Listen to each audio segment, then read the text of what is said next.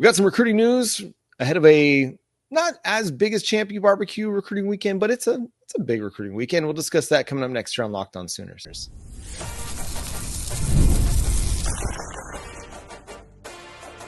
You are Locked On Sooners, your daily podcast on the Oklahoma Sooners. Part of the Locked On Podcast Network, your team every day. Once again, thanks for making Locked On Sooners your first listen every single day. Shout out to all the everydayers out there tuning in and subscribe to the show wherever you get your podcasts. We're part of the Locked On Podcast Network, your team every day. So, Jay, what's coming up this recruiting weekend for the Oklahoma Sooners? So Oklahoma's got a couple of visitors that we do know that are on the list to come and join. We've got a running back in DeZephen Walker. He's about 5'10", 5'11", 180 back that we're expecting to be in town. He's out of Missouri, Raymore, Missouri. And so I know Missouri's heavy in the pack on him, Kansas, Notre Dame. He's got a big enough offer sheet that you need to pay attention to him. And when I say big enough, I mean, it's pretty nice. I'm just going to start with some light schools from Wisconsin to Stanford. Okay. Then you've got Illinois. Okay. Illinois is up and coming. But then you got Florida, Auburn, Ole Miss, Oregon, Miami, Texas, A&M, Georgia, Missouri, Arkansas, Tennessee. That goes right into your SEC teams. Then you've got Oklahoma State, Notre Dame, of course, OU, Kansas State, Nebraska, and Kansas. And so a lot of big schools want this kid on their roster. I know that Notre Dame was heavy on him. He is a 4-star consensus and composite top 400 player in the country. So I think that he's one that Oklahoma's been really eyeballing over the last few weeks. He'll have a weekend, quote unquote, to himself. I mean, not fully to himself, but enough to himself to where it's kind of significant. You're like, wow, he's going to be here and not really too many other players. It's going to be a big opportunity for DeMarco Murray to try to reel in a new running back commit after we lost Jonathan Hatton.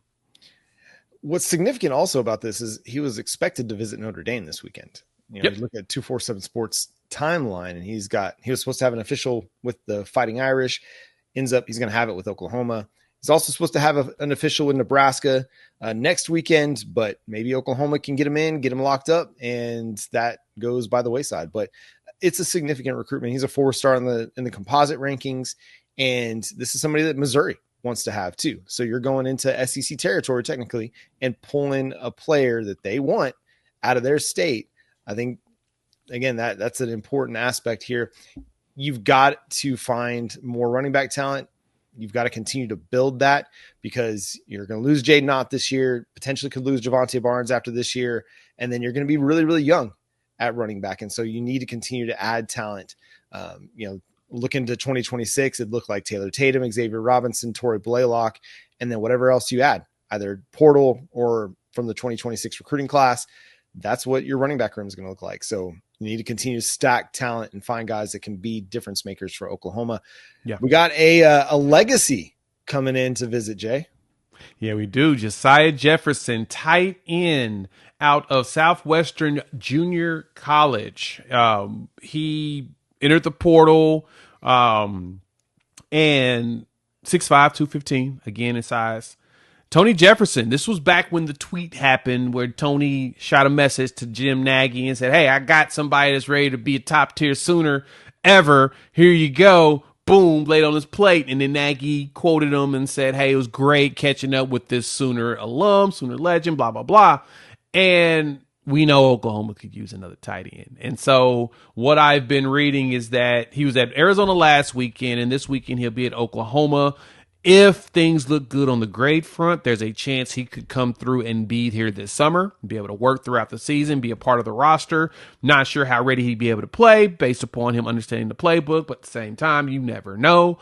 Or if needed, he can be part of the 2026 class. He could just, finish up in December, make sure the grades are right, and then come next year. So I don't know which one it will be, but I like the fact that Josiah is going to be visiting. He had the conversation with Nagy. Nagy gave him the offer, and boom, they got him in town to visit. So shout out to Tony Jefferson for go ahead and putting us on his fam, putting us on little brother. Now we need to go ahead and find a way to get him in, because I think it would be a good idea to bring in this legacy, because he's at a position that we kind of could use someone that's ready to step up and take over. Yeah, we need we need a difference maker at tight end. We haven't had one since Braden Willis in 2022. You need to figure out a way to get more out of that position.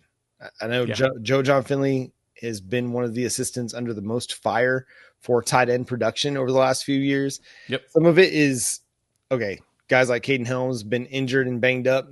That's a 4-star prospect we had in 2022 that you've not really gotten anything out of. Same with Cade McIntyre. He was in the 2023 class. Hadn't really gotten anything out of him. But, and then Devon Mitchell, how that didn't come together and you couldn't figure out a way to work that out. And based on reports, he did everything he could to try to make that work out.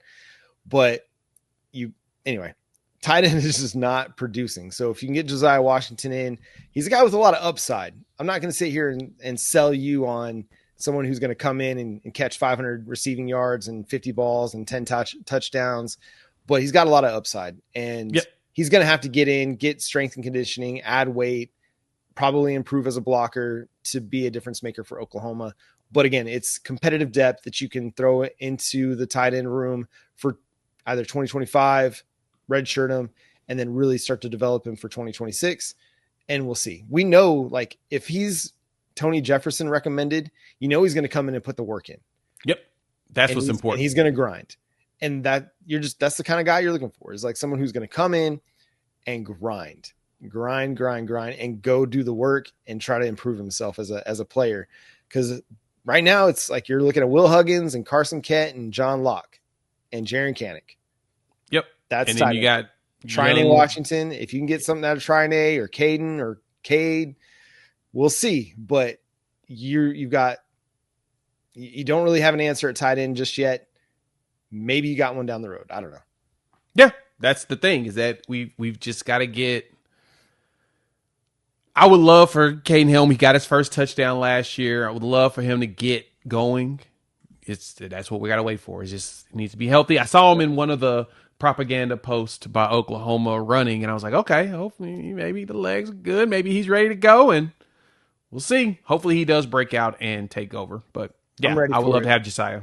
So ready for it. I need some Caden Helms. I'm past it. I need some Caden Helms pass or receiving highlights in my life more than I need just about anything else. Because if you can get him unlocked, what does that do for your offense, man? Like, if you can get somebody with his athleticism working down the seam, I mean, that just opens so much up for you on the outside, opens so much up for you underneath. Like, it really can change things. So I don't think you have an athlete on the roster quite like Caden Helms. You really don't. That's the thing. You really don't. And at least at tight end, I should say. Yeah, tight end at that size and that ability to move that we've seen when healthy. Yeah. Yeah. You don't have anybody else like that. Please let Caden Helms be healthy. Just be healthy. That's all we ask for. Just be healthy.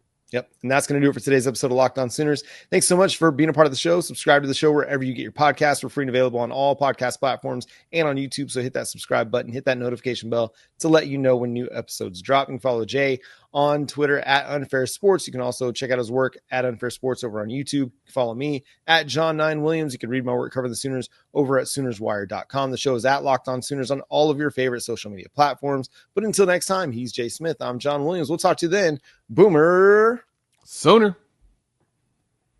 Can't wait for Champion Barbecue Weekend, though. It's going to be so many people. So many people coming out.